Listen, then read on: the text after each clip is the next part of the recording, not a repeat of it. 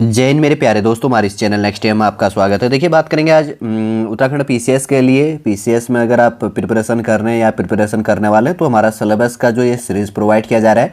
आज के इस क्लास के अंतर्गत पे जो पीसीएस का मेंस पेपर 3 होता है, भारतीय राज्य व्यवस्था, सामाजिक न्याय, सोशल जस्टिस हो गया, इंटरनेशनल रिलेशन, तो इस पेपर के बारे में हम इसमें डिस्कस करेंगे। इससे पहले हम आगे बढ़े, यदि आपके द्वारा हमारे इस चैनल नेक्स्ट एम को सब्सक्राइब नहीं किया तो सब्सक्राइब कीजिए, बेल आइकन को प्रेस कीजिए, ताकि जो भी कंटेंट, जो भी इन्फॉर्मेशन हमारे द्वारा आपके लिए प्रोवाइड किया जाता है तो उसका नोटिफिकेशन आपके पास टाइम पर उपलब्ध हो जाएगा।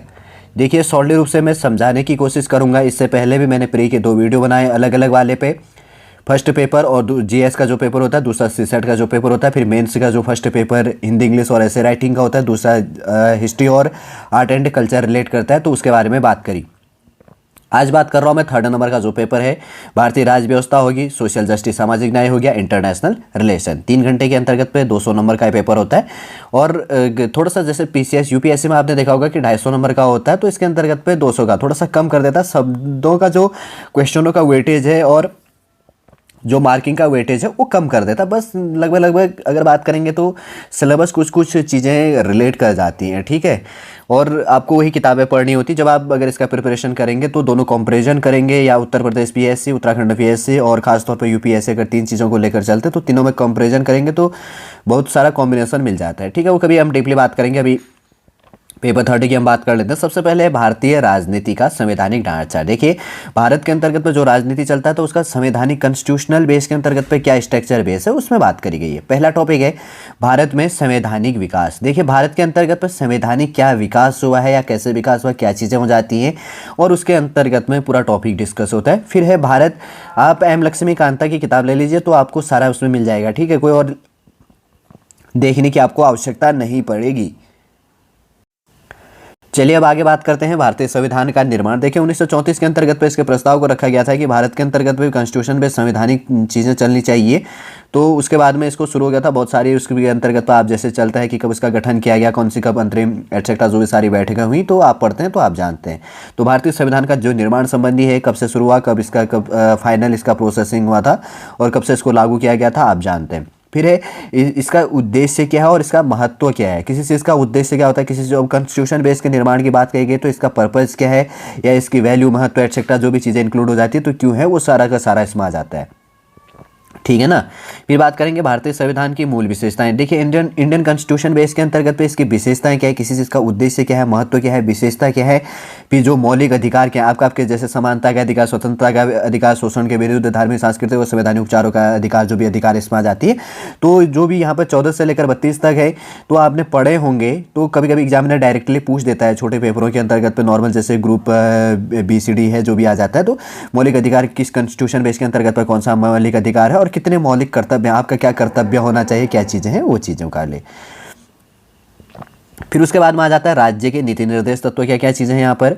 और फिर संघीय ढांचा, राज्य के नीति निर्देश क्या तत्व हैं। फिर हो गया संघीय ढांचा, हो गया संघ राज्य क्या संबंध है, संघ मतलब जो सेंट्रल और स्टेट का क्या रिलेशन होता है, ये चीज़ों की बात कही गई है। फिर है भारत में संसदीय प्रणाली। भारत के अंतर्गत में जो संसद पार्लियामेंट्री बेस है, क्या प्रणाली है, कैसे लोकसभा, राज्यसभा, कैसे बिल पास होता है, क्या चीज़ होती है, सादा इसमें निर्णय आ जाता है, ठीक है। फिर है संवैधानिक निकाय की बात करेंगे तो जैसे भारत का निर्वाचन आयोग जो है, फिर वित्त आयोग है, भारत का नियंत्रण तथा महालेखा परीक्षक, और संघ और राज्य लोक सेवा आयोग व अन्य नियुक्तियां, शक्तियां और उत्तरदायित्व इसमें आ जाता है, ठीक है। फिर है न्यायपालिका होगी। न्यायपालिका के अंतर्गत पे कार्यपालिका, न्यायपालिका और व्यवस्थापिका 3 चीज़ों से चलती है, जैसे कि आप जानते हैं। तो न्यायपालिका का टॉपिक है तो न्यायपालिका का गठन क्या है, इसकी भूमिका क्या है, न्यायिक समीक्षा क्या है और न्यायिक सक्रियता क्या चीज़ें हैं, इसमें आ जाती हैं। फिर आ जाता है संविधान संशोधन पद्धति और महत्वपूर्ण संविधान संशोधन। देखिए, पहले से जो चली आ रही संवैधानिक प्रोसेसिंग में संशोधन किया गया है, तो अभी कितने संविधान संशोधन किए गए हैं, तो क्यों किया गया और कब कब किया गया, इसमें से एग्जामिनर पूछ लेता है क्वेश्चन, तो आप समझ गए होंगे।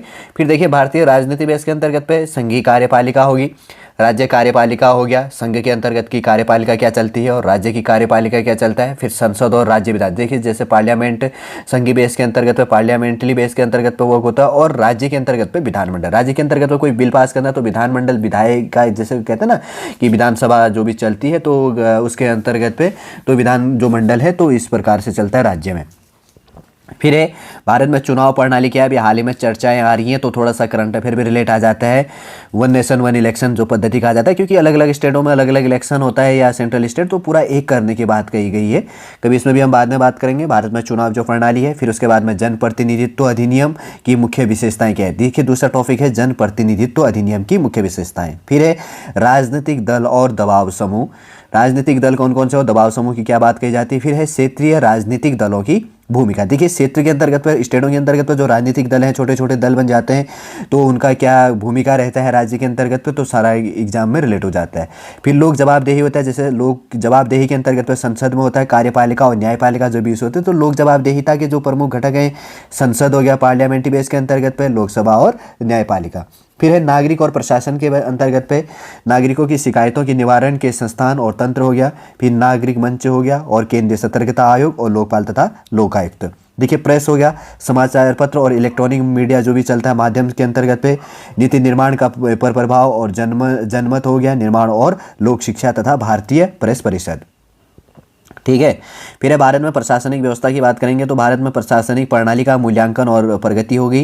भारत में प्रशासनिक व्यवस्था, ठीक है। आप ये एम लक्ष्मीकांता की किताब ले लीजिएगा या दूसरा कोई और भी है, मैं अगर कमेंट के माध्यम से पूछ सकते हैं। अगर आपको पढ़ना है इसके लिए तो मैं बहुत सारी बुकों का सजेशन आपको दे दूंगा, ठीक है, हिंदी या इंग्लिश जो भी आप कहेंगे।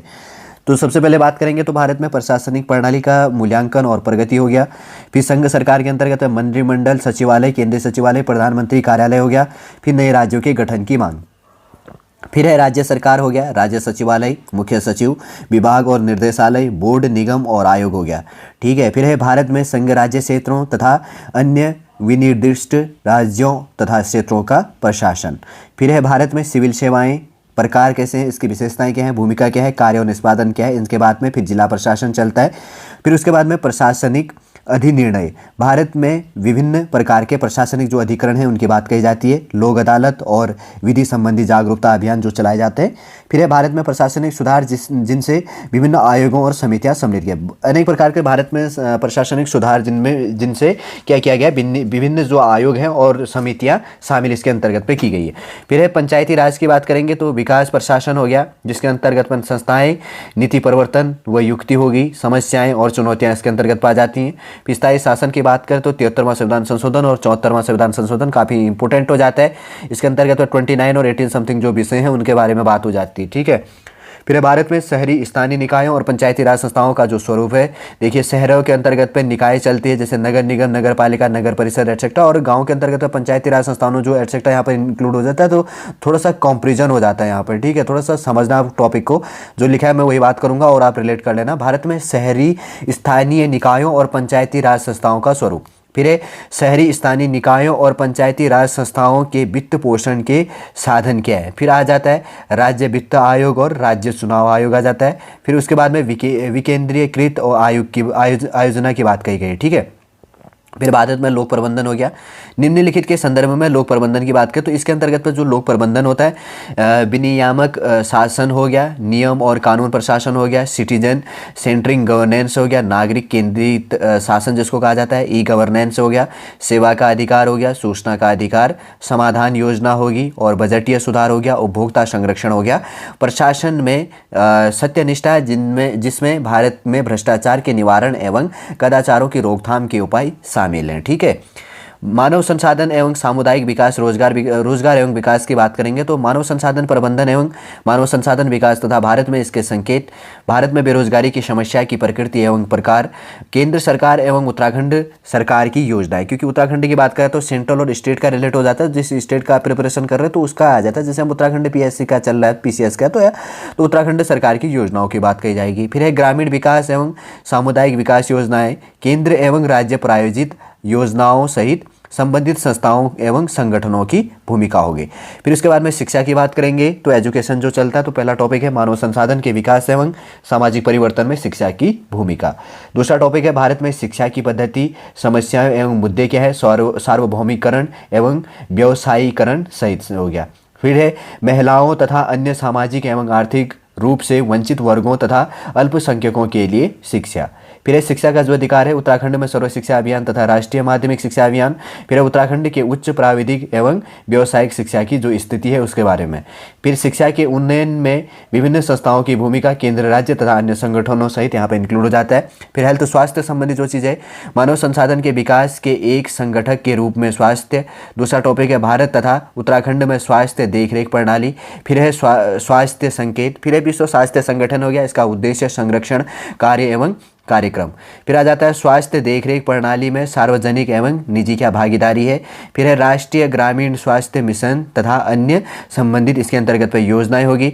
स्वास्थ्य एवं पोषण हो गया। फिर आ जाता है खाद्य सुरक्षा अधिनियम इत्यादि एटसेट्रा जो भी यहाँ पर बात कही गई।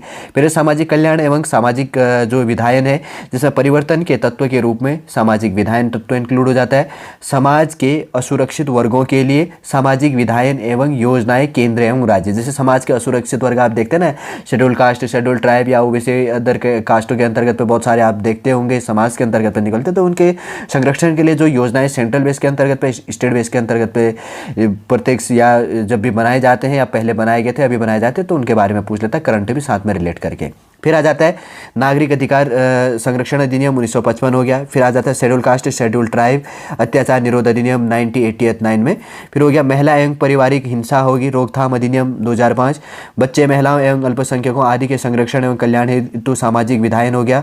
फिर हो गया महिलाओं एवं बच्चों के यौन शोषण निवारण के क्या उपाय हैं। अशक्त, वृद्ध एवं अन्य के कल्याण के लिए अधिनियम हो गया, नीतियाँ होगी, संस्थाएं एवं योजनाएं इसके अंतर्गत पर आ जाता है। ठीक है। फिर थर्ड टॉपिक है इंटरनेशनल रिलेशन की बात करेंगे तो भारतीय विदेशी नीति के सिद्धांत एवं आधार हो गया, भारत एवं उसके पड़ोसी देश हो गया। इंटरनेशनल रिलेशन की बात करेंगे ना तो 195 जो कंट्री, 193 जो लिस्टेड कंट्री हैं, तो इसके अंतर्गत पे इंडिया का जो इंपोर्टेंट नियरेस्ट बेस के अंतर्गत पे जो लिंक करता है या ज़्यादा डेवलप्ड जो कंट्री है या डेवलपिंग कंट्री है और जिससे थोड़ा सा इंडिया का जो अभी चर्चाओं में रहता है, तो उससे एग्जामिनर यहाँ पे इंटरनेशनल रिलेशन संबंधी हो जाता है। जैसे भारत के जो पड़ोसी देश है, थोड़े से अमेरिका, चाइना, यूएसए या रशिया या जहाँ से वेपन थोड़ा सा ले लेता है या थोड़ा सा रिलेशन जैसे जापान हो गया, तो इन देशों से जिनसे रिलेशन थोड़ा सा ज़्यादा रहता है तो उसी से एग्जामिनर पूछता है इंटरनेशनल रिलेशन में भी। ज़्यादा फालतू पढ़ने की अब आवश्यकता नहीं होती। ठीक है।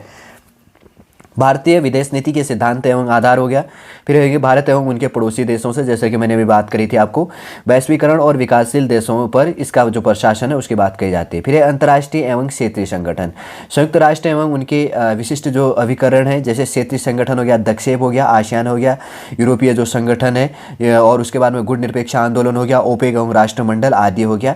भारतीय सांस्कृतिक कूटनीति एवं प्रवासी भारतीय हो गया, जैसे जो भी यहाँ पर इसके अंतर्गत पाया जाता है। एक चीज़ ध्यान रखो, जैसे ये ग्रुप बने होते हैं ना कि बहुत सारे होते हैं, तो इसमें एक रिलेशन ऐसे करके पढ़ा करो कि कौन से कंट्री किस ग्रुप के, भारत का कंट्री भारत अगर किसी अन्य यूनियन कंट्रियों के साथ में इंक्लूड है या तो उसके साथ में थोड़ा सा कंपैरिजन करके एग्जामिनर यहाँ पे ज़्यादा पूछ लेता है।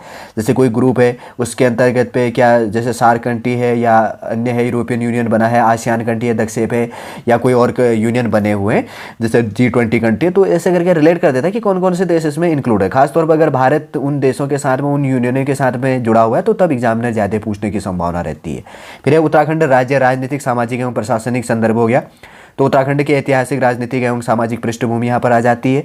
और उसके बाद में राज्य की जो राजनीतिक एवं प्रशासनिक संस्कृति क्या है यह आ जाता है। फिर राजनीतिक व्यवस्था क्या उत्तराखंड की, दलीय राजनीति क्या उत्तराखंड का, गठबंधन सरकारों की राजनीति क्या उत्तराखंड में, क्षेत्रीय दलों की क्या भूमिका है, और कार्य तथा दबाव समूह उत्तराखंड का क्या चीज़ है। फिर आ जाता है प्रशासनिक प्रणाली होगी, राज्य सरकार की संरचना क्या है। फिर यहाँ पर मंत्रिमंडल और विभाग हो गया, प्रशासनिक अभिकरण तथा जिला एवं तहसील स्तरीय प्रशासन यहाँ पर आ जाता है। फिर राज्य उत्तराखंड लोक सेवा आयोग हो गया, राज्य लोक सेवा आयोग, लोक सेवा क्या है और लोक सेवा आयोग क्या है, ये चीज़ भी ध्यान रखना। फिर लोकायुक्त तो हो गया, राज्य सतर्कता अभिकरण क्या है, उत्तराखंड में पंचायती राज और नगरीय प्रशासन क्या चीज़ें हैं, और उत्तराखंड की समाज कल्याण योजनाएं हैं तो उनके बारे में पूछ लेता है।